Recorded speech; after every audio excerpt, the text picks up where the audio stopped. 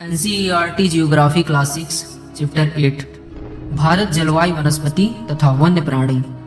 आप मौसम के बारे में प्रतिदिन समाचार पत्रों में पढ़ते हैं तथा टेलीविजन पर देखते हैं अथवा दूसरों को इस संबंध में बात करते हुए सुनते भी हैं।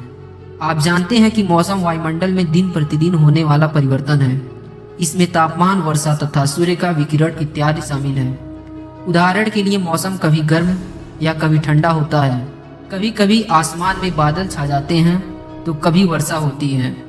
आपने ध्यान दिया होगा कि जब बहुत दिन तक मौसम गर्म रहता है तब आपकी ऊनी वस्त्रों की आवश्यकता नहीं पड़ती है। आप खाने पीने में ठंडे पदार्थ को पसंद करते हैं। इसके विपरीत ऐसे भी दिन होते हैं जब आपकी ऊनी वस्त्रों के बिना ठंड लगती है। ठंड और तेज हवाएं चलती है। इन दिनों में आप गर्म चीजें खाना पसंद करते हैं।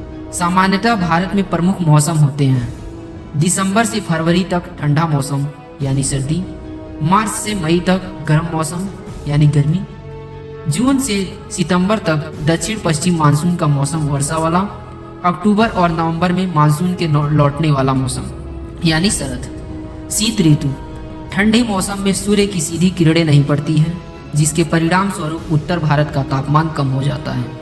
ग्रीष्म ऋतु, गर्मी के मौसम में सूर्य की किरणें अधिकतर सीधी पड़ती है, तापमान बहुत अधिक हो जाता है। दिन के समय गर्म एवं शुष्क पवन बहती हैं, जिसे लू कहा जाता है। दक्षिण पश्चिम मानसून या वर्षा का मौसम, यह मानसून के आने तथा आगे बढ़ने का मौसम है। इस समय पवन बंगाल की खाड़ी तथा अरब सागर में स्थल की ओर बहती है। वे अपने साथ नमी भी लाती है। जब ये पवन पहाड़ों से टकराती है तब वर्षा होता है। मानसून के लौटने का मौसम यानी शरद, इस समय पवन स्थल भागों में लौटकर बंगाल की खाड़ी ओर बहता है। यह मानसून के लौटने का मौसम होता है। भारत के दक्षिणी भागों में विशेषकर तमिलनाडु, आंध्र प्रदेश और मौसम में वर्षा होती है। किसी स्थान पर अनेक वर्षा मापी गई मौसम की औसत दशा को जलवायु कहते हैं। भारत की जलवायु में मोटे तौर पर मानसून जलवायु कहा जाता है। मानसून शब्द अरबी भाषा से मौसम से लिया गया है, जिसका अर्थ होता है मौसम। भारत की स्थिति उष्णकटिबंध में होने वाला कारण अधिकतर वर्षा मानसून पवन से होता है। भारत में कृषि वर्षा पर निर्भर है। अच्छे मानसून का मतलब है पर्याप्त वर्षा तथा प्रचुर मात्रा में फसलों का उत्पादन। किसी स्थान की जलवायु उसकी स्थिति, ऊंचाई, समुद्र से दूरी तथा उच्चावच पर निर्भर करती है। इसलिए हमें भारत की जलवायु में क्षेत्रीय भिन्नता का अनुभव होता है। राजस्थान में मरुस्थल में स्थित जैसलमेर तथा बीकानेर बहुत गर्म स्थान है, जबकि जम्मू तथा कश्मीर के द्रास एवं कारगिल में बर्फीले ठंडी पड़ती हैं। तटीय क्षेत्र जैसे मुंबई तथा कोलकाता में जलवायु मध्यम है। वे ना ही अधिक गर्म है और ना ही अधिक ठंड। समुद्र तट पर होने के कारण ये स्थान बहुत अधिक आर्द्र है। विश्व के सबसे अधिक वर्षा मेघालय में स्थित मौसिनराम में होती है, जबकि किसी वर्ष राजस्थान में जैसलमेर में वर्षा होती ही नहीं है। प्राकृतिक वनस्पति, हम अपने चारों तरफ विभिन्न प्रकार का पादप जीवन देखते हैं। हमें घास वाले मैदान में खेलना कितना अच्छा लगता है। कुछ पौधे छोटे होते हैं जिन्हें झाड़ी कहा जाता है, जैसे कैक्टस तथा फूल वाले पौधे इत्यादि। इसके अतिरिक्त बहुत से लंबे वृक्ष होते हैं। उनमें से कुछ बहुत से शाखाएं वाले, पत्तियां वाले होती हैं, जैसे नीम, आम। तो कुछ वृक्ष ऐसे होते हैं जिनमें पत्तियों की मात्रा बहुत कम होती है, जैसे नारियल। घास, झाड़ियाँ तथा पौधे जो बिना मनुष्य की सहायता से उपजते हैं, उन्हें प्राकृतिक वनस्पति कहा जाता है। क्या आप कभी यह नहीं सोचते कि ये एक दूसरे से किस प्रकार भिन्न हैं? अलग अलग जलवायु में अलग अलग प्रकार की वनस्पति पाई जाती है। इनमें वर्षा की मात्रा सबसे महत्वपूर्ण होती है। जलवायु की भिन्नता के कारण भारत में अलग अलग तरह की वनस्पतियाँ पाई जाती हैं। हमें वनों की आवश्यकता क्यों है? वन हमारे लिए बहुत लाभदायक है। ये विभिन्न कार्य करते हैं। पेड़ पौधे ऑक्सीजन छोड़ते हैं, जिसे हम सांस के रूप में लेते हैं, तथा कार्बन डाइऑक्साइड को ग्रहण करते हैं। पेड़ पौधों की जड़ें मिट्टी को बांध कर रखती हैं तथा इस प्रकार वे मिट्टी के अपरदन को रोकते हैं। वनों में हमें ईंधन, लकड़ी, चारा, जड़ी बूटियां, लाख, शरद, गोंद इत्यादि प्राप्त होते हैं।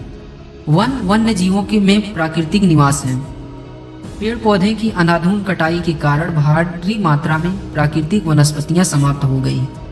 हमें अधिक पौधे लगाने चाहिए, जो पेड़ बचे हैं उनकी रक्षा करनी चाहिए एवं लोगों को पेड़ों के महत्व के बारे में बताना चाहिए।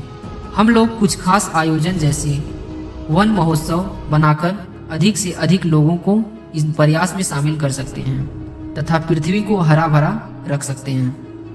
वन्य प्राणी। वन विभिन्न प्रकार के वन जीवों का निवास होता है। वनों में जंतुओं की हजारों प्रजातियां तथा बड़ी संख्या में विभिन्न प्रकार के सरीसृप, उभयचरों, पक्षियों, स्तनधारियों, कीटों तथा कृमियों का निवास होता है। बाघ हमारा राष्ट्रीय पशु है। यह देश के विभिन्न भागों में पाया जाता है। गुजरात के गिर वन में एशियाई शेरों का निवास है। हाथी तथा एवं सींग वाले गैंडा असम के जंगलों में घूमते हैं। हाथी केरल एवं कर्नाटक में भी शामिल हैं। ऊंट भारत के रेगिस्तान तथा जंगली गधा कच्छ के रण में पाए जाते हैं। जंगली बकरी, हिम तेंदुआ, भालू इत्यादि हिमालय के क्षेत्र में पाए जाते हैं। इनके अतिरिक्त बहुत से सुंदर जानवर जैसे बंदर, सियार, भेड़िया, गिलगाय, चीतल इत्यादि भी हमारे देश में भी पाए जाते हैं। भारत में पक्षियों की भी ऐसी प्रचुरता है। मोर हमारा राष्ट्रीय पक्षी है। भारत में पक्षी तोता, मैना, कबूतर, बुलबुल तथा बत्तख इत्यादि हैं। अन्य बहुत सारे राष्ट्रीय पक्षी उद्यान हैं जो पक्षियों को उनकी प्राकृतिक निवास प्रदान करते हैं। उद्यान शिकारियों से पक्षियों की रक्षा करते हैं। क्या आप अपने क्षेत्र में पाए जाने वाले 5 पक्षियों के नाम बता सकते हैं? भारत में सांपों की सैकड़ों प्रजातियां पाई जाती हैं। उनमें कोबरा एवं करैत प्रमुख हैं। वनों के कटने तथा जानवरों के शिकार के कारण भारत में पाए जाने वाले वन्य जीवों की प्रजातियां तेजी से घट रही हैं। बहुत सी प्रजातियां को समाप्त भी हो चुकी हैं। उनको बचाने के लिए बहुत से नेशनल पार्क, पशु विहार तथा जीवमंडल आरक्षित क्षेत्र स्थापित किए गए हैं। सरकार ने हाथियों तथा बाघों को बचाने के बाघ परियोजना एवं हस्ती परियोजना जैसे परियोजनाओं को शुरू किया। क्या आप भारत के कुछ पशु विहारों के नाम तथा मानचित्र पर उनकी स्थिति बता सकते हैं? आप वन्य जीवों के संरक्षण में भी अपना हाथ बटा सकते हैं। आप जानवरों के शरीर के विभिन्न अंगों जैसे हड्डी, सींग तथा पंख से बने पदार्थों को खरीदकर इनकार कर सकते हैं। प्रत्येक वर्ष हम लोग अक्टूबर के पहले समाप्त को वन्य जीवों समाप्त के रूप में मनाते हैं, ताकि वन्य जीवों के निवास को संरक्षित रखने के लिए जागरूकता लाई जा सके। अब यह चैप्टर समाप्त हुआ। वीडियो पसंद आई हो तो लाइक जरूर करें और हमसे जुड़ने के लिए हमारे चैनल को सब्सक्राइब करके बेल आइकन को प्रेस करें। मैं मिलता हूँ आपसे अगला वीडियो में। तब तक के लिए जय हिंद।